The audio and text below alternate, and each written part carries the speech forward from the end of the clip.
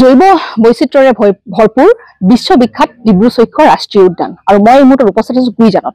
শেহতীয়াকৈ এটা বিষয় সকলোৰে মাজত চৰ্চিত হৈছে যে ডিব্ৰু-চৈখোৱা ৰাষ্ট্ৰীয় উদ্যানত বৰ্তমান যি বনৰীয়া যি ঘোঁৰাৰ বৰ্তমান হ্ৰাস পাইছে আৰু এই কথা চৰ্চা হোৱাৰ পিছতে দেখা পোৱা গৈছে যে NGTয়ে ৰাষ্ট্ৰীয় সেউজ প্ৰাধিকৰণে ইতিমধ্যে অসম চৰকাৰক এখন জাননী প্ৰেৰণ কৰিছে যে 4 সপ্তাহৰ ভিতৰত এখন শপতনামা দাখিল কৰিবলৈ কৈছে যে কিয় আচলতে ঘোঁৰা হ্ৰাস পাইছে আৰু সেই কথা হোৱাৰ পিছত সকলোৰে মনত কিছু নিশ্চয় প্ৰশ্ন উত্থাপিত হৈছে আৰু যাৰ বাবে আমি আজি আহি উপস্থিত হৈছোহি আৰু মোৰ লগত বৰ্তমান উপস্থিত আছে পৰিৱেশ কৰ্মী নিৰন্তৰ গোহাঁই। মই তেওঁৰ পৰাই কিছু কথা জানিব পাৰিম যে আচলতে এই যি ঘটনাৰ ৰহস্য কি এটা, কিয়নো যিটো ঘোঁৰাৰ বাবে বিখ্যাত বিশ্ববিদ্যালয় ডিব্ৰু-চৈখোৱা ৰাষ্ট্ৰীয় উদ্যান আৰু ঘোঁৰা বুলিও নহয় বহুত জৈৱ বৈচিত্ৰ্য ভৰপূৰ, কিন্তু আজি ঘোঁৰাৰ হ্ৰাসৰ যিটো কথা হৈছে বা NGT যিটো পদক্ষেপ লৈছে কি ক'ব?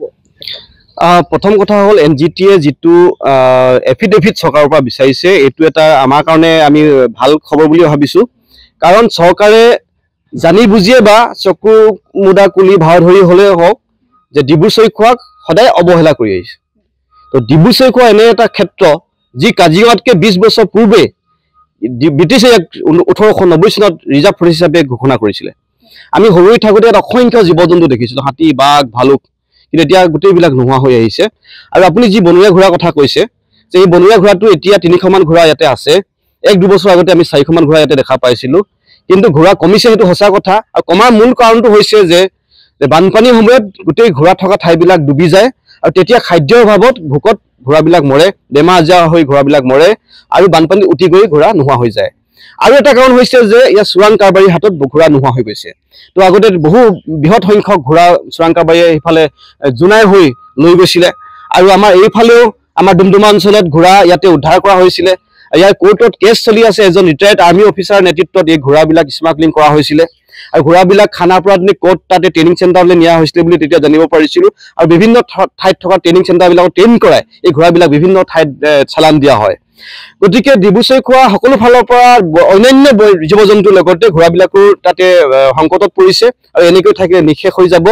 কিন্তু কিয় চৰকাৰে এই ৰহস্যজনকভাৱে আপুনি কোৱা নিচিনাকৈ ৰহস্যজনকভাৱে এই ঘোঁৰাবিলাকক তিলকৈ মৃত্যুমুখলৈ আগবঢ়াই দিছে বা ডিব্ৰু-চৈখোৱাৰ অন্যান্য বন্যপ্ৰাণী ধ্বংসৰ মুখলৈ আগবঢ়াই দিছে, এইটো এটা ৰহস্য বিষয় হয়।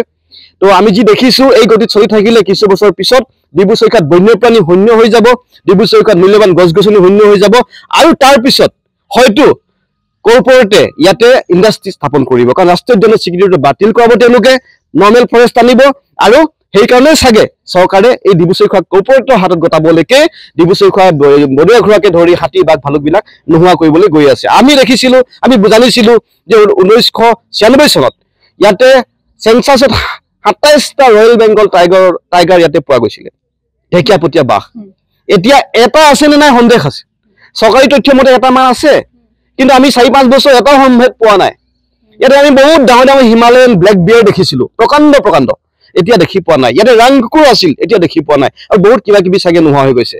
আপুনি অলপ দেৰি যদি ইয়াতে থাকে, ইয়াত ধুম ধুম গুলীৰ শব্দ শুনিয়ে থাকিব, কেউপিনে কেৱল গুলীৰ শব্দ, অসংখ্য চিকাৰী ইয়াতে পিপিয়াই ফুৰে, মুক্তভাৱে ইয়াতে হত্যা কৰি ফুৰে। ইয়াতে হাতী আমি আগতে 1000তকৈ অধিক হাতী দেখিছিলোঁ সৰুতে।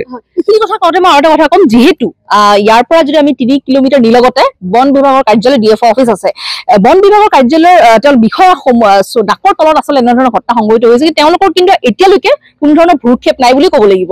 সেই মাজত কি ৰহস্য থাকিব পাৰে? এতিয়া অসম চৰকাৰে ডিব্ৰু-চৈখোৱাত 2টা ৰেঞ্জ আছে আৰু DFO অফিচ আছে, তিনিচুকীয়া ৱাইল্ড লাইফ ডিভিজন। এই DFO ৰেঞ্জাৰবিলাক একেবাৰে কাম নাইকিয়া DFO ৰেঞ্জাৰবিলাক ইয়ালৈ পঠায়। 2-এজন ভাল DFO ৰেঞ্জাৰ আমি দেখা নোপোৱা নহয়, কিন্তু বেছিভাগ দেখিছোঁ যে সাধাৰণতে পানিছমেণ্টমূলক ট্ৰেন্সফাৰ ইয়ালৈ পঠায়।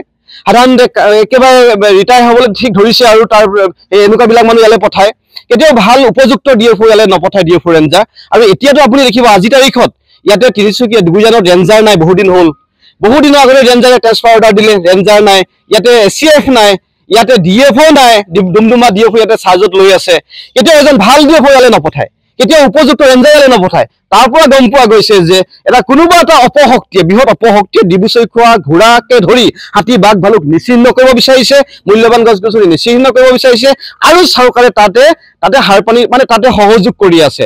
সেইকাৰণে এই ডিব্ৰু-চৈখোৱা সুৰক্ষাৰ ক্ষেত্ৰত আপোনাৰ একেবাৰে শূন্য একেবাৰে বন্যপ্ৰাণী সুৰক্ষাৰ ক্ষেত্ৰত শূন্য আপুনি য'তে ত'তে ভিতৰত যদি আপুনি সোমাই কেৱল ধ্বংস কেৱল চোৰাং চিকাৰী দল দেখিব য'তে ত'তে আৰু য'তে ত'তে কেৱল গছ কাটি থকা দেখিব আৰু য'তে ত'তে মানুহে অৰণ্যৰ ভিতৰত জুম খেতি কৰি থকা দেখিব গাঁও পাতি থকা দেখিব অবৈধভাৱে চব দেখিব ডিব্ৰু চৈখোৱাৰ ভিতৰত হয় নিশ্চয়কৈ এয়া কিন্তু অতি গুৰুত্বপূৰ্ণ কথা যিহেতু চৰকাৰে যি হিচাপত আচলতে ডিব্ৰু চৈখোৱা ৰাষ্ট্ৰীয় উদ্যান বিশ্ববিখ্যাত যিটো গুৰুত্ব দিব লাগিছে সেই গুৰুত্ব কিন্তু দিয়া নাই চৰকাৰে বহুত সময়ত দেখা পোৱা যায় বহুত জল্পনা কল্পনা কিন্তু চৰকাৰে কৰিছে বা এনেধৰণৰ যিহেতু চৰকাৰে বহু কিছু আচলতে ডিব্ৰু চৈখোৱাৰ বাবে বহুত চিন্তা চৰ্চা কৰি যিহেতু প্লেনিঙো কৰা হৈছে আৰু সেইমতে কিন্তু আচলতে কিমানখিনি সেই প্লেনিংখিনি আচলতে বাস্তৱিত হৈছে বা সেয়া কিন্তু বৰ্তমান ইয়াত আহিলেহে আচলতে গম পোৱা যাব যি ডিব্ৰু চৈখোৱাৰ এতিয়া বৰ্তমান পৰিস্থিতি বা অৱস্থা আৰু এয়া আজি আমি দেখুৱাইছো ডিব্ৰু চৈখোৱাৰ আৰু এটা ৰূপ যে এতিয়া ঘোঁৰা যি সৰবৰাহ সেয়াৰ কিন্তু দেখিব পোৱা গৈছে আৰু সেয়াৰ হ্ৰাস পাইছে বুলি কিন্তু জানিব পৰা গৈছে এনজিটি যিহেতু ইতিমধ্যে খুব সুন্দৰভাৱে প্ৰশংসনীয়